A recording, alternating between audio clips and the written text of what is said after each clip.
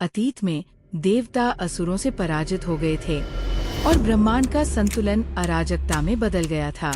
अपनी निराशा में देवता ब्रह्मांड के रक्षक भगवान विष्णु से मार्गदर्शन लेने गए, जिनकी ज्योति ने अंधेरे शून्य को प्रकाशित कर दिया। विष्णु खतरे को समझते हुए एक खतरनाक समाधान प्रस्तुत करते हैं, दूध के समुद्र का मंथन करना ताकि अमृत प्राप्त किया जा सके।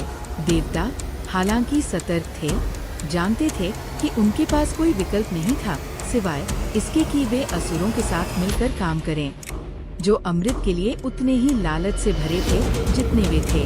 जैसे ही उन्होंने मंथन करना शुरू किया, समुद्र जीवित हो उठा।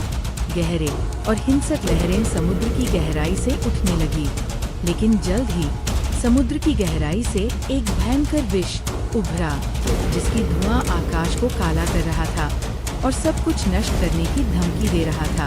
अपनी निराशा में देवता भगवान शिव की ओर मुड़े, जिन्होंने बिना किसी हिचकिचाहट के विष को ग्रहण किया ताकि ब्रह्मांड को बचाया जा सके। मंथन जारी रहा और समुद्र से कई दिव्य खजाने उभरे, जिनमें से प्रत्येक पिछली वस्तु से अधिक सुंदर और शक्तिशाली था। तब देवी लक्ष्मी समुद्र से प्रकट हुई, उनकी सुंदरता दिव्य होते हुए भी अंधकार में, और वे विष्णु के पास उठकर आए, उन्हें अपने शाश्वत पति के रूप में चुन लिया। अंततः गहरे सागर से धनवंतरी प्रकट हुए, अमृत का घड़ा हाथ में लिए हुए, लेकिन असुर लोभ से अंधे होकर तुरंत उसे छीन लिया। छल को भांपते हुए विष्णु ने मोहिनी का रूप धारण किया, एक अद्वितीय अप्सरा के रूप में, ताकि असुरों को धोखा देकर अमृत देवताओं तक पहुंचाया जा सके।